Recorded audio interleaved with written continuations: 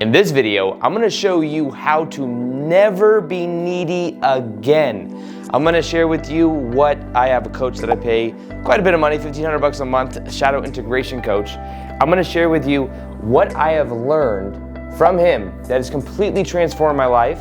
Over the last 6 months, I've had people tell me that they watch my old videos and they hardly recognize me from who I was to who I am now. And I'm gonna share with you what that transformation is, what the practice is, the exercise you can do is that will completely transform your entire life if you do it for a period of time. Welcome back to another video. My name is Aaron and I help people expand their consciousness. Now in this video, I'm going to be showing you how to never be needy again and how to ditch codependent behaviors. If you are somebody that feels like maybe you are craving validation or like you fall into other people's frame, I have an analogy for you that I'm going to explain to you in a second that I think will clear a lot of this up. But realize that it is rooted and it comes from a point in your past when you were a kid where you craved and you needed something. Maybe that need wasn't met. And what happens is now you are going and looking for it on the outside somewhere, not knowing that what you need is already on the inside. Now, what happens is when people become needy, they are craving something from the outside. And the challenge with that is that then because they are needy, they are normally repelling other people. So if you are needy in love, you'll find that you might really like someone, then really hope they text you back, and then really hope things go a certain way. They'll feel that neediness off of you, and a lot of times it then repels them. Now, what this really is being needy and being codependent is being attached. You are attached to something on the outside and to a belief that says that unless I have this thing on the outside, then I'm not complete already. So it is rooted in a fundamental belief that says I need something out there to feel a certain way in here. I'm going to share with you my story through this process as well and how it completely transformed. But first, let's realize that it comes from that of a childhood experience. Now, let's imagine like this. When we're kids, we're dependent. We're dependent on our parents. Now, what happens is many times, let's say this is you, this is mom, this is dad. Let's say when you were a kid, imagine your mom or your dad came over the crib and was like, hey, like that, right? It's like, all these expressive faces. Now, imagine one day you were there and your mom or dad came up, but there was no emotion on their face. Imagine that and like all that little baby goo-goo stuff, imagine that went away. And then all of a sudden you start wondering like, I'm not getting attention. I'm not having my needs met. And then what a lot of times happens is as the baby grows up, it then says, if I'm different, maybe I can get that love or that approval or that attention. So a lot of times then that person will seek based on the belief that there's something wrong with me. There's a belief that says there's something wrong with me. I need something on the outside in order for me to feel 100% worthy, whole, and complete, or in order for me to be enough. So it's a fundamental belief system that simply hasn't been challenged since being a kid. Now here is the key. What'll happen, and this is what happened with me, because I felt that way when I was a kid, I believe that what happened eventually is I had an abusive ex-stepmom in my life. You guys have heard my story from 7 to 16 years old. And she was very manipulative, abusive, controlling. Now imagine that from 7 to 15, I, in a way, was in someone else's frame. So I had somebody else that had a strong frame, and then I was in that frame. And in order for me to be worthy, I had to do all these things right. I was always in trouble for stuff. My dad divorced her when I was 15 years old. All of a sudden, I had all this freedom again. We connected with our real mom, which is awesome because we were brainwashed to not being allowed to be around her because we got punished anytime we came back. But once my dad divorced her, all of a sudden, there was a part of me that did not feel safe in my own frame. This would feel scary to me to be in my own frame. So what I would find myself doing is finding other people that I could go around that I could then be in their frame with. So imagine it like this, and I would go, oh, this is more safe. And then I would feel needy, like I needed to be in other people's frame. I needed to be in other people's carton. And then that was where I started realizing or feeling like I wasn't all right in my own carton, so I wasn't in my own frame. Now, for a long time, I dealt with this kind of energy, and I realized since recently that doing the inner child work and basically going and healing my own inner child and giving myself the validation and the approval that I craved growing up, by doing that, I have completely transformed my own life. Now, even just as according to a couple months ago, what has happened is I've realized that a lot of what happens with a lot of spiritual people especially is they go through a spiritual awakening. In this spiritual awakening, what happens is they become aware of all these intuitive things. But a lot of times what happens is there's an almost escape from the bottom 3 chakras. Imagine that the bottom 3 chakras represent more of our groundedness inside of our body.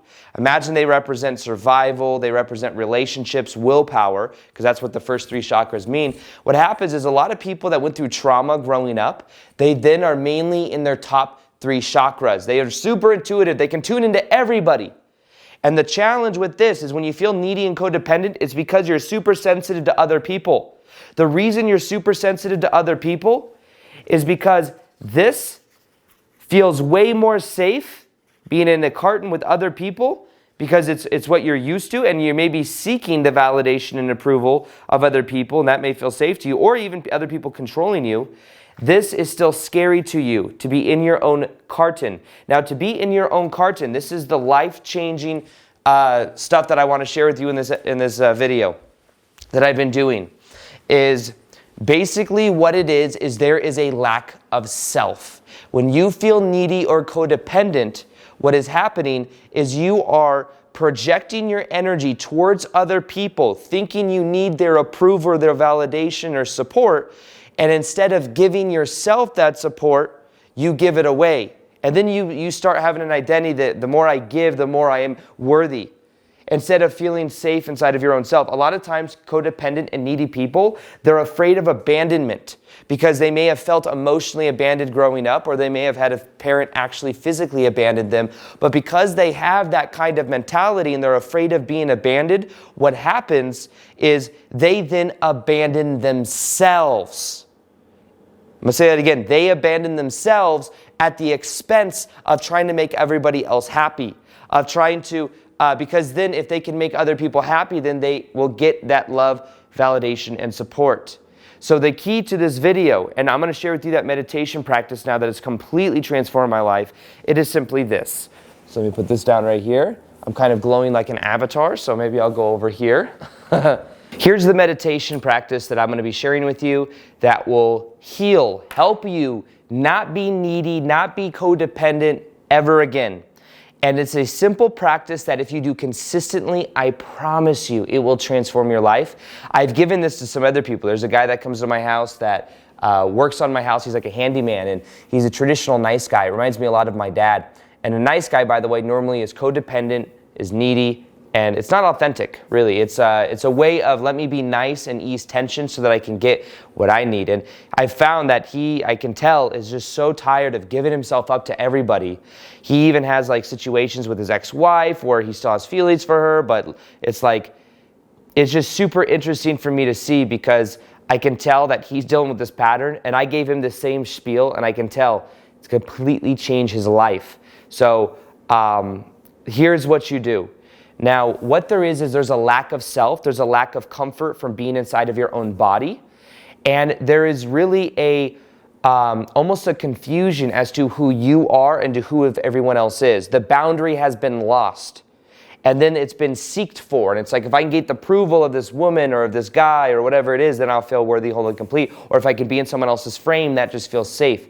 So the key to not being codependent and needy is detachment. It's detachment. It is realizing there's an attachment to the outside. It's like I'm looking at this candle flame right now, and I'm like, I am the flame.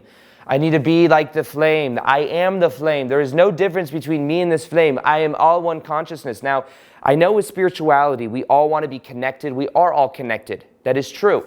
But at the same time, what happens is when we're so spiritual and we're so all connected, a lot of times we forget who we are as an individual, as the self. And that's where empaths people pleasers, nice guys, codependents, and needy people, that's their fault. What I mean by fault is they don't realize that there is a separation there, and that's why they feel like it's hard for them to set boundaries, and they always get moved in different ways.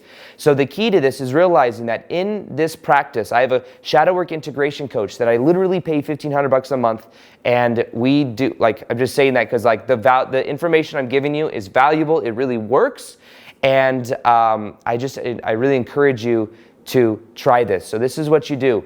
It's a practice called Zazen. Zazen, it's that there's duality in the world and becoming aware of almost the paradox of life. So there's subject and object. Okay, object, subject. Now what happens is when you are an empath or a people pleaser or a needy, codependent person, you forget the separation. You think that's me, somebody needs something from me, I need to look for it over there, or I need to get your validation of this candle, right? Now, basically what has happened is subject, object. Everything is either subject or object. There's either self or other. Now what happens is, yes, we're all connected, we're all one consciousness, but you don't need to hear that. Who needs to hear that right now are narcissists, because narcissists are like me, me, me, me, me, me. You right now, as codependent or needy, are like you. So what you do is you do a simple meditation where what you do is on the in-breath, you breathe in. As you do, you feel the energy inside of your body. And what you do is you stare very intently at the flame. And as you do, you feel the separation between you and the flame, between you and the candle. You feel the separation, not the connection, not the unity oneness stuff. You feel the separation. And what you do is as you feel the separation, on the in-breath, you put the awareness in your body, you feel that separation. On the out-breath, you can then kind of relax your peripheral. You can like relax and kind of like let your gaze soften a little bit. Now what this does is this is a way of integrating your energy. And what you want to do is be more inside of your body. You want to feel the self. You want to feel the barrier between you and the flame, between you and the walls, between you and other people. You can even bring different people to mind. Think of your mom, your dad. And then as you do this meditation with them, you're separating your energy so that you're not taking on their patterns. Do this with a girlfriend or boyfriend. And realize that the more you're in your own individual frame, a lot of times the more attractive you are. And here's the thing too, being in your frame and being in your body are the same thing. If you want to be more of a leader, bring the energy more inside of your body. That's what I've been doing. In my business, I have taken a completely new perspective, a new energy. I'm growing my team, I'm expanding, I'm growing this app. I'm doing so many things right now that I wasn't doing before because I wasn't really in my body before. I felt like a whim off to other people, and even in relationships. I'd be dating someone, I would like give myself up so much to them instead of making myself happy. That's what the codependent, the needy person has forgotten. They've abandoned themselves. Start valuing authenticity and being safe in your body over that of giving to other people and getting validation from other people. You start thinking about that too, that will help. But the simple meditation practice is on the in-breath, focusing very intently on the flame, feeling the separation between you and the flame, feeling inside of your own body, on the out-breath, relaxing that and kind of feeling at one with everything. And as you do this for 5 minutes a day, it will begin to profoundly change your life. You will begin, even when I'm going out to the grocery store, I can feel the separation between me and other people. Usually, I would try to like say hi to people, please people. Like it goes beyond just being a nice person because it's almost like you're trying to like gain validation. Now what I do is I'm in my own body and I'm just myself. What is authentic in this moment? Feeling the separation between me and other people actually makes people more attracted to my energy. It is the craziest thing. But when you're in your own frame and that's where the energy is, it changes absolutely everything. So if you want to see another video like this or want me to elaborate more or to make a meditation on this exact thing that you can just easily listen to, like this video and hit the comment section and let me know. And if you do, I shall focus on something like that. That's something you guys are interested in. So with that being said, subscribe to the channel if you haven't already. I'll be making more videos on this, more videos just in general on using metaphors and stuff like that. Hope it helps. Other than that, I'll talk to you on the next video. Peace, much love, and namaste.